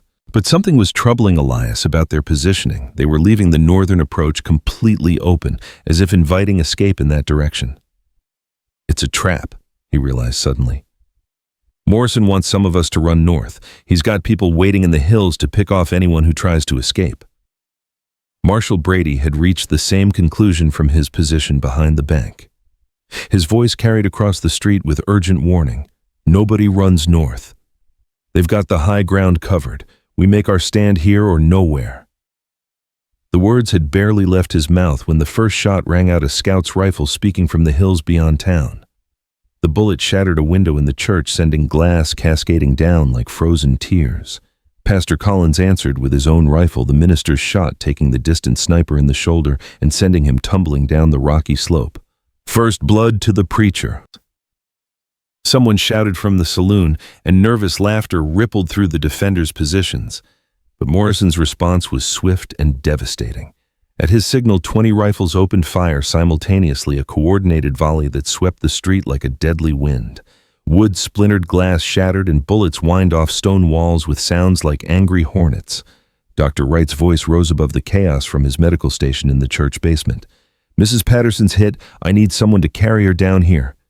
The wounded woman was Martha Henderson's sister, struck by a ricochet while moving between positions. 2 men darted from cover to help her, their exposure drawing more fire from Morrison's marksmen. One of the rescuers stumbled, but kept moving, blood spreading across his shirt from a bullet that had found its mark. "This is how it starts," Sarah said grimly, watching the casualties mount. "Morrison bleeds us one person at a time until we can't fight anymore." But even as she spoke, the townspeople were adapting to the rhythm of warfare. Farmers who'd learned marksmanship hunting game in the mountains began returning disciplined fire, their shots carefully aimed to conserve ammunition. Women reloaded weapons and carried water to the fighting positions, while children ferried messages between defenders who couldn't safely communicate across open ground. The battle settled into a deadly pattern of thrust and counter-thrust, Morrison's professionals trading shots with Redemption's amateur soldiers, while both sides searched for advantages that might tip the balance. The colonel had superior firepower and training, but the defenders had fortified positions and intimate knowledge of every building, every alley, every potential line of fire. As the afternoon wore on, Morrison began changing tactics. Instead of trying to overwhelm the defense with concentrated firepower, he started picking specific targets: the water tower that supplied the town, the telegraph lines that might summon help, the stable where the defenders' horses were kept. "He's trying to make us surrender without storming our positions," Brady observed during a brief lull in the firing. "Cut off our supplies, eliminate our options, force us to choose between dying of thirst or dying of bullets." The water tower was the first to fall, Morrison's men concentrating their fire until the wooden structure collapsed in a thunderous crash that sent precious water flooding through the streets. The telegraph wires followed, cut by snipers who'd worked their way close enough to sever the town's connection to the outside world. "We're on our own now," Martha Henderson said, her voice steady despite the blood that stained her dress from tending the wounded. "No help coming, no way to call for reinforcements." But isolation brought unexpected strength to the defenders. With nowhere to run and no hope of rescue, they fought with the desperate courage of people who knew their cause was just. Every shot was aimed with careful precision, every position defended with stubborn determination, every casualty mourned but not allowed to break their resolve. The turning point came when Morrison made his first serious tactical error. Frustrated by the defenders' resistance, he ordered a direct assault on the church, apparently believing that capturing the symbolic heart of the community would break their will to fight. 12 men advanced across the open ground in a coordinated rush, their rifles blazing as they tried to suppress defensive fire. But Pastor Collins had prepared his position well, and the attackers found themselves caught in a crossfire that cut them down like wheat before a scythe. "Hold your fire," Collins shouted as the assault broke. "Let them retreat." But only 3 men made it back to Morrison's lines, and one of them was wounded badly enough to be carried rather than walking. The failed assault had cost Morrison nearly half his effective force, while the defenders had suffered only minor injuries from return fire. Morrison's voice carried across the battlefield, no longer conversational, but tight with barely controlled fury. "You're just delaying the inevitable. I have more men coming, more supplies, more ammunition than you can possibly match." "Then send them," Sarah shouted back. "We'll kill them too." But even as defiance rang from the defenders' positions, Elias was calculating their real situation with grim precision. They'd won the first round, but at a cost they couldn't sustain. Ammunition was running low, several people were wounded seriously enough to reduce their fighting effectiveness, and Morrison still controlled all the approaches to town. "We need a way to break his siege," Elias told Brady during another lull. "He's content to wait us out. Now pick us off one by one until we can't resist anymore." "What do you suggest?" Elias studied the terrain beyond town, his mind working through possibilities that all seemed to lead to the same desperate conclusion. Someone has to get through his lines, reach the outside world, bring back help. It's our only chance. Suicide mission, Brady replied flatly. Morrison's got every route covered, and he's expecting exactly that kind of attempt. Not every route, Sarah interrupted, having overheard their conversation. There's one way Morrison doesn't know about because it's not on any map. She gestured toward the mountains that rose behind the town, their peaks already touched with snow despite the season. Papa used to take me hunting up there when I was young. There's a trail that leads over the divide, comes down near Colorado Springs on the other side. It's treacherous, especially this time of year, but it's completely hidden from anyone watching the main approaches. How long would it take? Brady asked. For someone who knows the trail, 2 days hard. Riding maybe 3 if the weather turns bad, but it would have to be someone Morrison's men wouldn't miss from the defensive positions, someone whose absence wouldn't weaken our ability to hold the town. The implication was clear, and Elias felt his stomach tighten as he realized what she was suggesting. You want me to go? You're the only one who makes sense, Sarah replied. You know enough about the legal aspects to convince federal authorities to act, but you're not essential to our defense here. And if something happens to you, at least the town still has Brady to coordinate our resistance. The logic was sound, but it felt like abandonment to leave the people who'd become his family in their hour of greatest need. I should be here fighting alongside you. You'll be fighting, Brady assured him. Just on a different battlefield with different weapons. Getting federal help is worth more than another rifle on our line. Before Elias could protest further, the sound of approaching horses drew their attention back to the immediate threat. Morrison had been reinforced just as he'd promised another dozen riders approaching from the south, their dust cloud visible for miles across the open terrain. Time's up, Sarah said urgently. If you're going, it has to be now before Morrison positions his new men to cover that trail. The decision crystallized with painful clarity. Stay and fight alongside his friends, knowing they'd all likely die together, or risk everything on a desperate gamble that might bring salvation if he could survive the journey. Get me to the trail, Elias said finally. But first I want something from each of you, written statements about what happened here, signed testimony that can be used in federal court. If I don't make it back, at least the truth will. They spent precious minutes writing hurried accounts of Harlan's corruption, Kane's murders, and Morrison's assault on a peaceful community. The documents were crude and hastily composed, but they carried the weight of first-hand testimony from people who'd risked everything to expose the truth. Take these too, Martha Henderson said, pressing a smaller bundle into his hands. Copies of Marcus's financial records enough to prove the syndicate's criminal activities. Hide them somewhere safe, somewhere they'll be found, even if... She didn't finish the sentence, but they all understood. If redemption fell and its defenders died, Elias might be the only survivor who could tell their story to the world. Sarah led him through back alleys and hidden passages to the base of the mountain trail, her knowledge of the town's layout allowing them to move undine by Morrison's sentries. The path was barely visible, little more than a game trail that wound upward through stands of aspen and pine toward peaks that scraped the Colorado sky. Follow the ridgeline once you reach the divide, Sarah instructed, her voice barely above a whisper. Don't try to take shortcuts. The mountains are full of deadfalls and drop-offs that could kill you faster than Morrison's bullets. And remember, if you hear shooting from below... I keep going, Elias finished. No matter what happens here, the mission comes first. Sarah nodded, then did something unexpected. She pulled him into a fierce embrace that spoke of all the words they didn't have time to say. Come back to us, she whispered against his ear. We'll hold the town, but we need you to bring help. I'll be back, Elias promised, though they both knew it might be a lie. Keep them alive until I can return with cavalry. We'll keep them alive, Sarah replied with grim certainty. Whatever it takes. Elias began climbing the trail steep enough to wind his horse within the first 100 yards. Behind him, the sound of gunfire resumed as Morrison's reinforcements joined the battle, their fresh weapons adding to the deadly chorus that echoed off the surrounding peaks. The trail was everything Sarah had warned and worse. Narrow ledges that crumbled under his horse's hooves, creek crossings where a single misstep would send them tumbling into rocky gorges and altitude that left both rider and mount gasping in the thin air.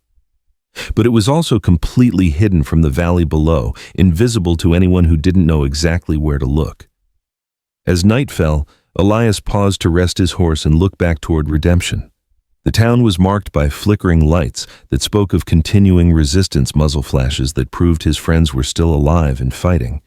But Morrison's positions were marked by their own lights, a tightening circle that suggested the siege was intensifying. "Hold on," he whispered to the wind, hoping somehow his words would reach the defenders below. "I'm coming back with help." The second day brought worse weather storm clouds gathering around the peaks with the promise of snow that could make the trail impassable. Elias pushed harder, driving his exhausted horse up slopes that seemed to climb forever toward a sky that remained stubbornly distant. It was during a brief rest stop that he heard the sound that made his blood freeze, distant gunfire from the direction of redemption, a sustained battle that suggested Morrison had launched another major assault. The firing continued for nearly an hour before fading to sporadic shots, then silence that could mean either victory or defeat. "Move," Elias commanded his horse, though the animal was already stumbling with exhaustion. "We're not stopping until we reach Colorado Springs." The final descent was a nightmare of loose rock and treacherous footing, but by noon of the third day, Elias could see the outskirts of Colorado Springs spread below him like a vision of salvation. The sight of civilization buildings, roads, telegraph lines connecting to the outside world gave him strength to complete the final miles of his desperate journey. The federal marshal's office occupied a substantial building near the town center. Its official flags and posted notices speaking of governmental authority that couldn't be bought or intimidated. Elias burst through the doors like a man possessed, his appearance wild enough to alarm the desk sergeant, who reached instinctively for his weapon. "I need to see Marshal Richardson immediately." Elias gasped, his voice hoarse from 3 days of mountain air and desperate urgency. "It's about territorial corruption murder and an ongoing military assault on civilian targets." Marshal David Richardson was a large man with the weathered look of someone who'd spent decades enforcing law in places where legal authority was measured in bullets rather than judicial precedents. But he listened to Elias's story with growing attention, his expression darkening as the scope of the conspiracy became clear. "You're telling me that Morrison, the Morrison who was cashiered from the army, is leading a private war against American civilians, with 20-plus armed men repeating rifles and orders to eliminate anyone who interferes with syndicate operations," Elias confirmed, spreading Martha Henderson's evidence across Richardson's desk. "They've murdered federal land surveyors, territorial officials, and anyone else who threatens their land grab." Richardson studied the documents with the eye of a man trained to separate truth from fabrication. "This banking data is authentic," he concluded after several minutes. "And these survey reports match intelligence we've been receiving from other sources about irregular territorial activities." "Then you'll send help?" "I'll send an army," Richardson replied grimly. "Morrison's made this a federal matter by attacking civilians under color of false authority, but it'll take time to organize a proper response, at least 2 days to gather sufficient force and reach your town." "Redemption doesn't have 2 days," Elias said desperately. "When I left, they were already running low on ammunition and medical supplies. Morrison's siege tactics are designed to force surrender through attrition." Richardson considered the tactical situation, his mind working through possibilities that seemed to offer little hope for the embattled defenders. "There might be another option," he said finally. "The territorial militia has a company training 20 miles south of here. If I can convince their commander to act on federal authority—" "How quickly could they move? 6 hours to reach them, another 6 to organize and march to redemption. They could be engaging Morrison's forces by dawn tomorrow." It was still longer than Elias had hoped, but it was better than waiting for a full federal response that might arrive too late to save anyone. "Do it," he urged. "Whatever authority you need, whatever resources it takes." Richardson was already reaching for his hat and gun belt, his movements speaking of a man accustomed to making life-and-death decisions quickly. "You're coming with me," he said. "The militia commander will want to hear your account firsthand, and you know the terrain around Redemption better than anyone else available." As they prepared to ride toward what might be the territory's salvation or its final tragedy, Elias found himself thinking about the people he'd left behind. Sarah's fierce courage, Brady's steady leadership, Pastor Collins's righteous anger, Martha Henderson's quiet strength. They'd trusted him with their lives, gambled everything on his ability to bring help when they needed it most. "We'll get there in time," Richardson said, apparently reading something in Elias's expression. Morrison's a professional. He'll want to minimize his own casualties by forcing surrender rather than storming prepared positions. That gives us the window we need. But as they rode south toward the militia camp, both men could see smoke rising in the distance from the direction of redemption. The siege was continuing, and every hour of delay meant more casualties among people who'd already sacrificed too much for the cause of justice. The race to save redemption had begun, and the outcome would determine not just the fate of one small town, but the future of an entire territory, balanced on the knife's edge between freedom and corporate tyranny. Behind them, the mountains stood silent and impassive, their peaks touched with snow that would soon blanket the trails Elias had used to escape. Whether those same trails would carry salvation back to his friends remained to be seen, but for the first time since the siege began, there was reason to hope that the forces of law and justice might still prevail. The war for the territory's soul had reached its climax, and within hours, everyone would know whether courage and determination could triumph over money and corruption, or whether the future belonged to those with the biggest guns and the fewest scruples.